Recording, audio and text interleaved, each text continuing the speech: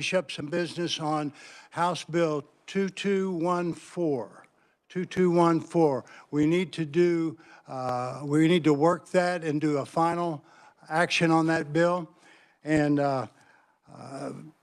then we'll run into our caucus meeting.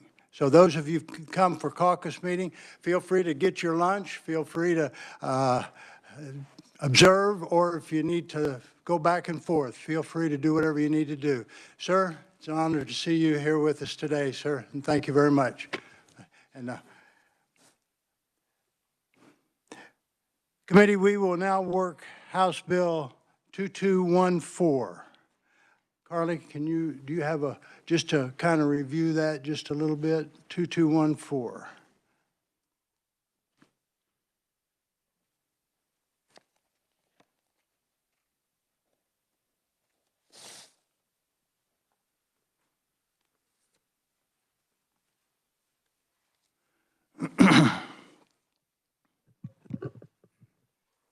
Apologies, committee. I'm pulling it up now.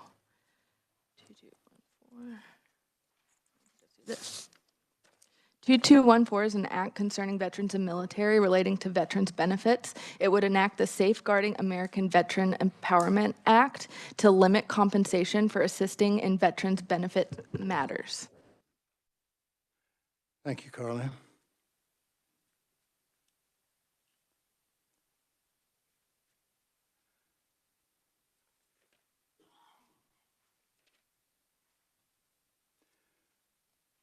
When we worked this bill, I stated that the purpose, that the guiding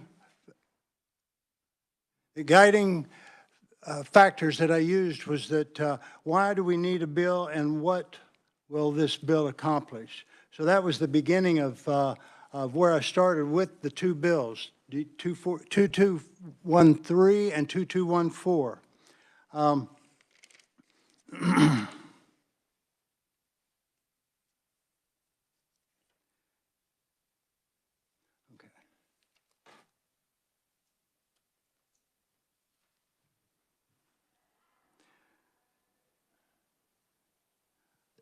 At the end of the session the other day, when we were working these, having a hearing on these bills, I stated that if both sides could come together with an agreement, that we would take a look at that.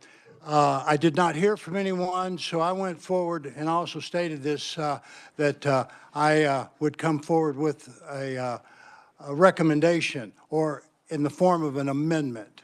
So I'll be having an amendment today, but also I understand there's another amendment. So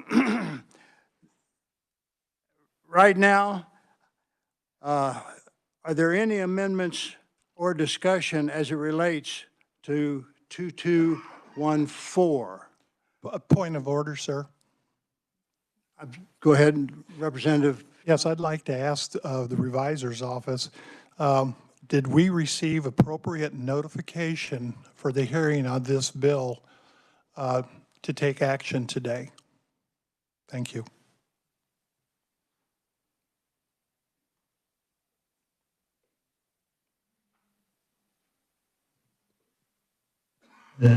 Mr. Chair, Representative, I do believe there was an email that went out this morning announcing to the committee the committee was going to take action, and the chair announced such meeting at the well. Could I just, so the time period with an email which was sent out, at which time it could have been received, in my case was much later. So does this meet the standard to take a vote on a bill if we only have it at the well within 30 or 40 minutes? Mr. Chair, Representative, there is no statutory time limit. So Say that again. there is no statutory time limit. Okay. Representative Carlin. Thank you, Mr. Chair.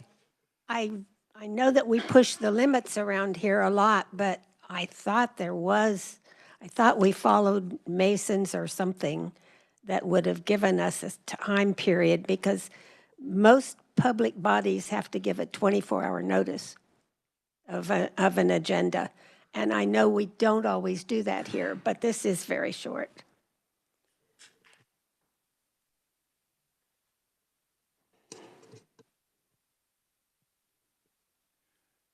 Representative Goddard.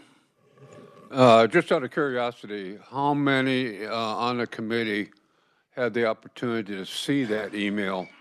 And for the reviser, what time did it go out?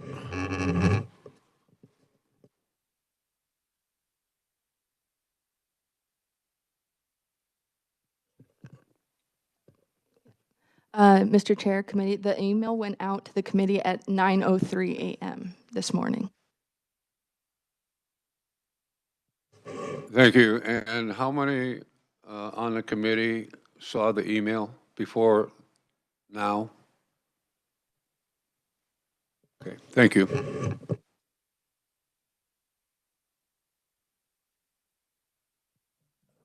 Mr. Chair, if we're going to discuss this like we would any other time, what does it matter?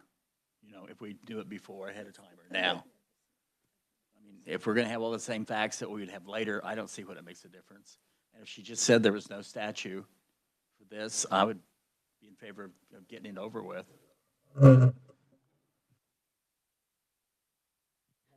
Thank you, Mr. Chair. I'm wondering if it matters that the notification at 9:03 a.m. this morning just said there was a meeting, or if it matters that we would be taking EFA, because it does say there's a meeting, but it doesn't say that we're going to be working a bill.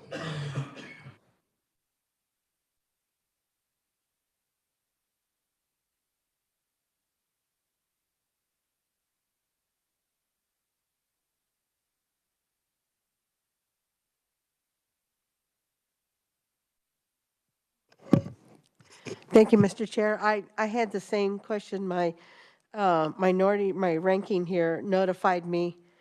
She saw the text or the email and sent me and Representative Carlin a text saying that we were meeting.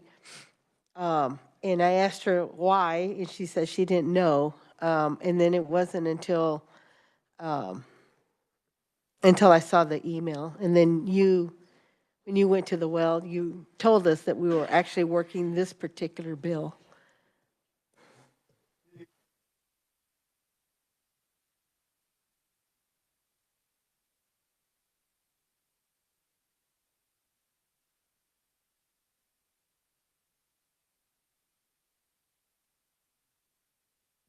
Mr. Chair, we're looking at the House rules, and Rule 1302 states the chairperson shall provide notice of meetings and an agenda or agenda information to committee members, the chief clerk, and the public. The chief clerk shall include in the calendar such information as is practical. So there's more of a time allowance on this?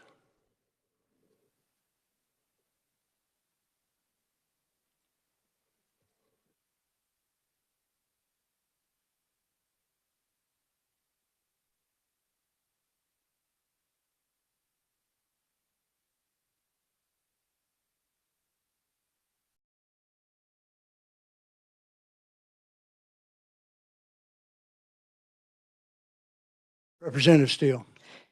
Thank you, Mr. Chair. We do meet at the rails and take votes at the rails.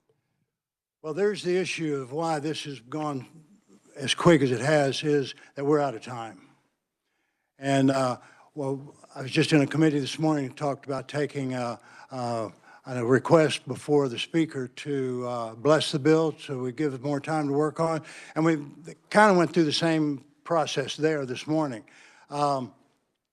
Speaker's not going to bless more than likely the bills. Now, that's not a given.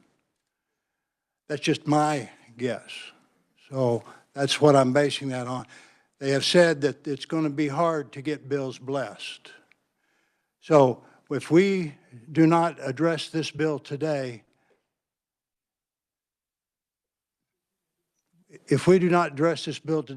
what happens with the bill?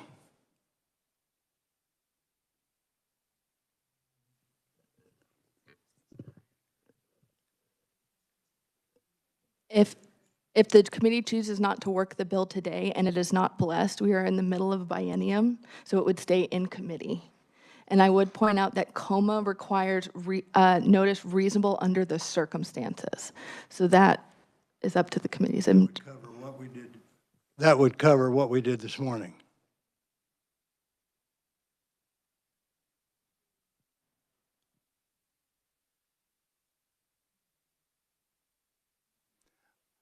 Okay, that's all right. What I'm looking for now is how do we move forward? Can I just ask for a vote, or no, I could actually just kill it right now.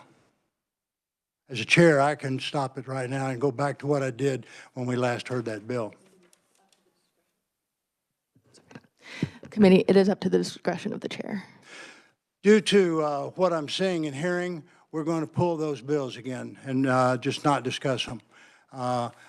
I don't know where it's going to go next year, but that will be the end of these bills. I had a compromise, and it's one that I think we needed.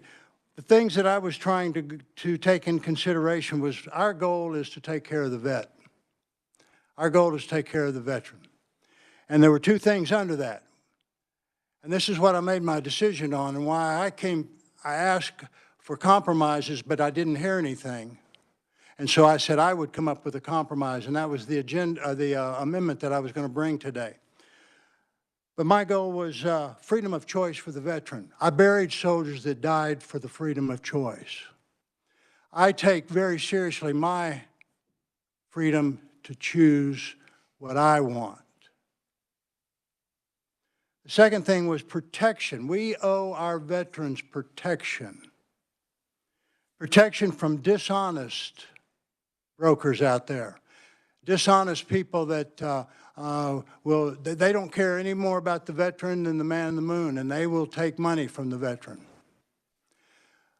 But I am kind of sad that we weren't able to go forward and protect the veteran with that today, because that was my goal in pushing this the way it was. And we had heard in the hearings about both bills. So there was an opportunity to hear that. Granted, there was not an opportunity to hear about the amendments. But trust me, they were stuff that came out of the hearing. So with that, I'm not going to take any more comments. What we'll do is we'll end this part, well, this committee action, and I will pull those two bills. So at this time, I will close this committee hearing at this time. Repeat it. Sorry. But what I'd like to do is then move into our caucus meeting that is scheduled for today. And I was trying to kind of hurry through out of respect for our speakers. We have speakers. And so staff, thank you all very much. Appreciate your help on this.